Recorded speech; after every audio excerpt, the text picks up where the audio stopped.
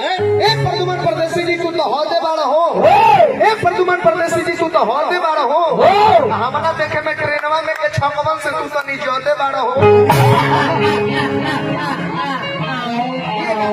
क्या इसमें का उसमें माघ में का पूस में कुछ नहीं कहता ना। सात में सत्तू ना भतार के देखी तो दत्तू हणा गाना बजा हो गए मुंह पर दवाड़े मार दो आने मार दो।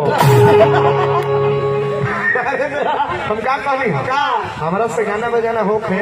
तो नीमन से गई है ना तो मार दे तो राम मिली चलिए गलत कहनी हमारा सारे गाना बजा हो के मुंह पर मार दो आम दे दो। गाना बजाना रोशन आज करेले नया नया बात रोशन आज कहेले तू हमार सुन के कहेले पंचर पीछे करबा रे बुरबा भाई देखा अंदर के भाव कैसे खड़ा हो जा हाय हाय हाय अरे कि फुहर बतिया बोले में ना लागे तहरा सर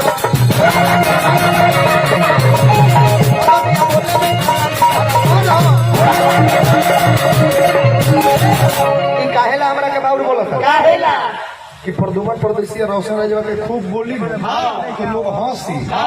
हंसे के झुमस में बुझाई ना 100 देवे के तो 200 दे देवे के 300 का 500 दे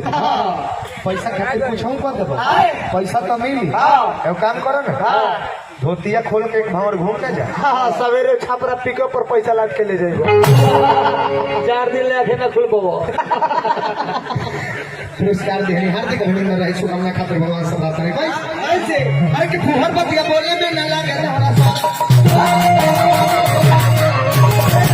अरे सबका सोझा करत तारा कौन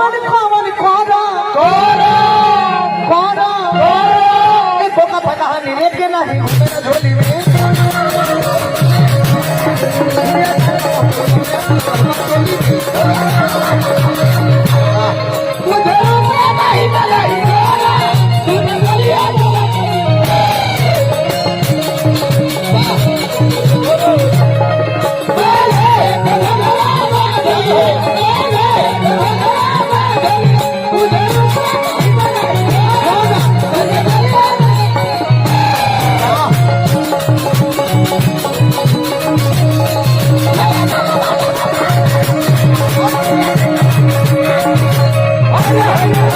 रामनाथ यादव जी हमारा का पुरस्कार देने हार्दिक अभिनंदन रहे और बड़े ही सुंदर